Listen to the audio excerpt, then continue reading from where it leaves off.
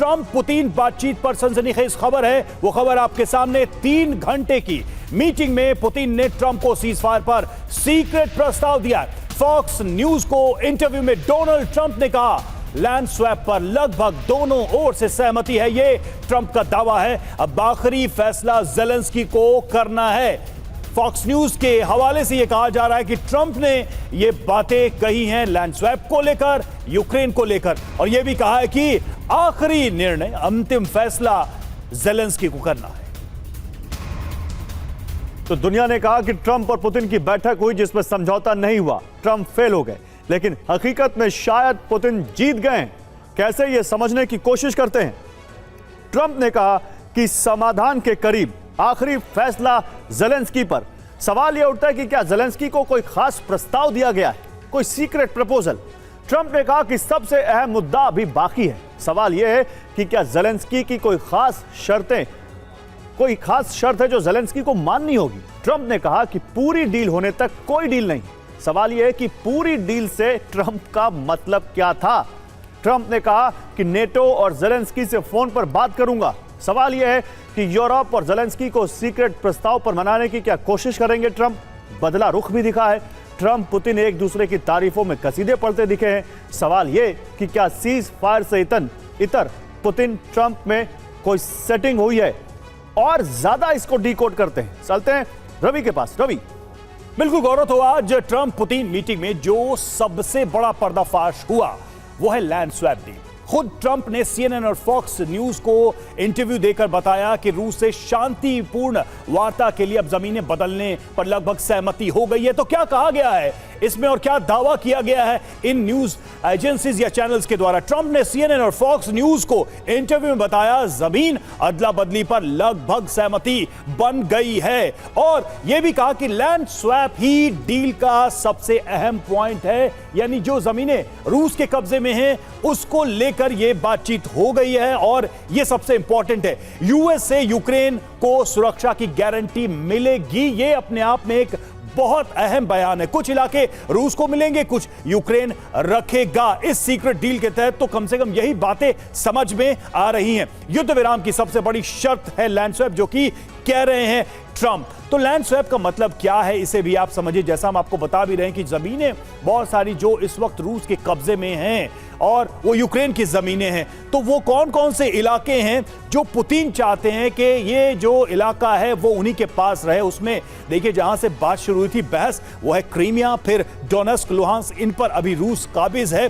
Putin का control यहां बताया जाता है। खेरसोन और ज़ैपोरिज़िया वो सारे इलाके हैं जहां पर रूस का इस वक्त नियंत्रण है और पुतिन चाहते हैं कि वो उनके पास रहे भी। बड़ी बात क्या है, इन इलाकों की आबादी 90 लाख से ज्यादा बताई जा रही है और यूक्रेन की आबादी का लगभग 32% हिस्सा इसी क्षेत्रफल में रहता है। यूक्रेन का कुल क्षेत्रफल का ये जो 22.5% एरिया है, यानी कि टोटल लैंड का 22.5% एरिया इसमें आता है, जिसको चाहते हैं कि पुतिन अपने नियंत्रण में रखे। सवाल यह है, सबसे बड़ा सवाल यह है कि क्या ऐसे किसी सीक्रेट डील में जिसमें लैंड स्वैप का यह बड़ा मुद्दा है उसको ज़ेलेंस्की स्वीकार करेंगे, क्योंकि पहली शर्त ही वो यही रखते हैं कि हम अपनी जमीन को नहीं छोड़ेंगे। तो सवाल यही है कि क्या इस कंडीशन को मानेंगे ज़ेलेंस्की, क्योंकि अगर ऐसी कोई भी लैंड स्वैप की डील होती है तो इस पर सबसे बड़ी बात यही कि ज़ेलेंस्की और यूरोप का रुख क्या रहता है। विस्तार से करेंगे इस पर चर्चा। हमारे साथ तमाम मेहमान जुड़ चुके हैं। हमारे साथ है major general Ashwini Siva, defence expert, group captain DK Pandey. हमारे साथ इस वक्त जुड़े हुए हैं डॉक्टर संदीप त्रिपाठी। हमारे साथ फॉरेन एक्सपर्ट है मनीष झा, हमारे सहयोगी जुड़े। सबसे पहले मनीष, आप ही के पास आता हूं। ये जिस भी सीक्रेट डील की बात हो रही है और जिसको हम कह रहे हैं कि इसमें लैंड स्वैप का विषय सबसे बड़ा है, ट्रंप उसको कह भी रहे, वाकई में ज़ेलेंस्की के लिए इतना आसान होगा 22.5% अपनी जमीन रूस को दे देना? देखिए, आसान भाषा में कहूं तो इस मीटिंग में सेटिंग हो गई है, और सेटिंग क्या हुई है तो सीज फायर तो हुआ नहीं, तो युद्ध चलता ही रहेगा। अब बची बात लैंड स्वैप की, तो रूस के पास जो जमीन है वो रूस के पास रहेगा, और जो जमीन रूस ने कब्जा नहीं किया है वो यूक्रेन के पास रहेगा। तो ये कम से कम सेटिंग ट्रंप और पुतिन के बीच में हो गई है। अब ज़ेलेंस्की को अंतिम फैसला लेना है, तो ज़ेलेंस्की को अंतिम फैसला लेने की बात ठीक उसी तरह जैसे आपने किसी के कनपट्टी पर बंदूक रख दिया और फिर उसको कहते हैं कि बेटा मुस्कुराओ थोड़ा सा। वो इसलिए क्योंकि पुतिन एक बात लगातार कह रहे हैं कि जेलेंस्की के पास अब कॉन्स्टिट्यूशनल मैंडेट नहीं है, इलेक्शन करा लीजिए। तो अब ट्रंप जो जेलेंस्की को फोन करेंगे वो कहेंगे कि देखो पुतिन कह रहा है कि हम आपसे मिलने के लिए तैयार हैं, लेकिन तभी जबकि आप चुनाव करा लो। तो आप चुनाव कराओ पहले, उसके बाद देखते हैं, अगर आप जीत गए तो आपसे मिलेंगे, और अगर आपकी जगह हमने जालूजनी को किसी और को राष्ट्रपति बनाया तो वो उससे मिलेंगे। तो अब जेलेंस्की की कुर्सी पर खतरा भी रहेगा।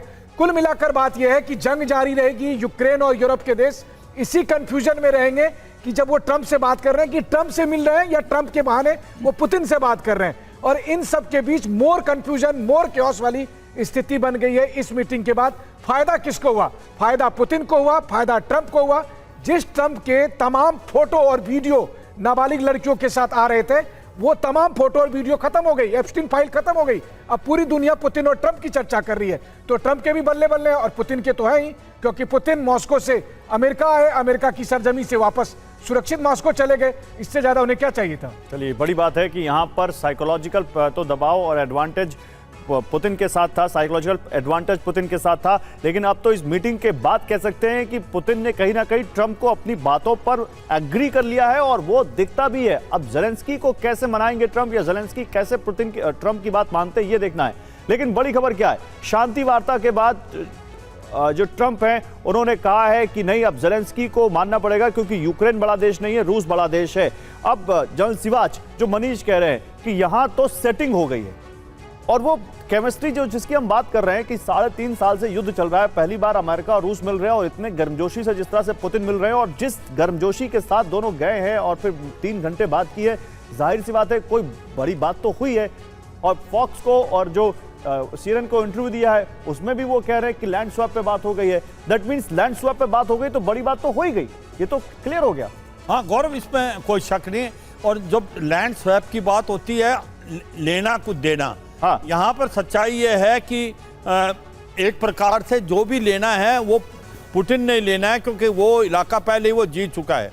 कोई इलाका जो यूक्रेन को नहीं मिलेगा, जेलेंस्की को कुछ नहीं मिलने वाला। जो कुर्स्क का इलाका था वो रूस ने दोबारा जीत लिया है, जो कि यूक्रेन ने किसी समय लिया था 1200 स्क्वायर किलोमीटर। अब आते हैं ये इलाके कौन कौन से। देखो, ये है डोनेत्स्क, लुहांस्क, जो कि डोनबास माना जाता है। ये पूरा का पूरा रशियन स्पीकिंग एरिया है। यहाँ पर पहले इंसर्जेंसी भी चल रही थी, रशिया की तरफ झुकाव ज़्यादा है। उसके बाद है खारासन और जापोरिजिया। जो खारासन और जापोरिजिया है, इसमें 30 to 40% पीपल जो हैं रशियन स्पीकिंग है। जापोरिजिया में न्यूक्लियर प्लांट है, वो भी बहुत रूस बार बार कह चुका है, वो कहीं गलती से पहले भी नहीं देना चाहिए था। अब बात आती है कि क्या वो रूस ये चारों इलाके को लेना चाहेगा, जो कि 20 से 22% है, 30% पॉपुलेशन है। मुझे लगता है गिव एंड टेक होगा। वो डोनबास पे कोई कॉम्प्रोमाइज नहीं करेगा। वो चाहेगा कि लुहांस्क और डोनेत्स्क का इलाका उनको मिले। हो सकता है खारासन और जापोरिजिया पे कोई बातचीत हो सकती है, मगर ये सच्चाई है, it is advantage to Putin.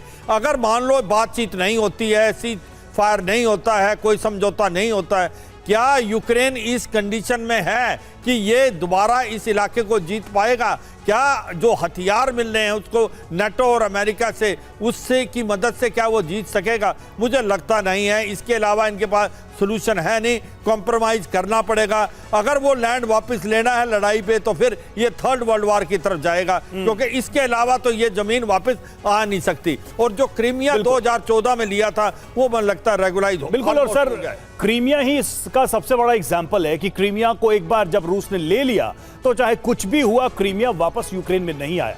Same rule शायद इन इलाकों पर भी अप्लाई होगा, क्योंकि अब ये भी रूस के नियंत्रण में आ चुके हैं।